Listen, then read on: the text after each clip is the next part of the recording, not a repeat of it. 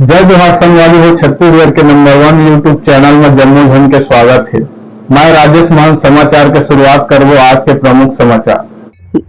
ग्राम पंचायत करवाडीह में दिन शुक्रवार ले अब हर शुक्रवार के साप्ताहिक बाजार के आयोजन होही, जेमा गांव में अब साप्ताहिक बाजार के आयोजन हो जाए ले अब फिलहाल ग्रामीण मन राहत के सांस लीन ही और अब साप्ताहिक बाजार गांव में ही हो जाए ले समय के बचत और दूसर गांव जाए के दूरी अब कम होही, जेकर अब लोगन मन सराहना करत हे। सीजी पंचायत न्यूज ले राम कुमार मनहर की रिपोर्ट।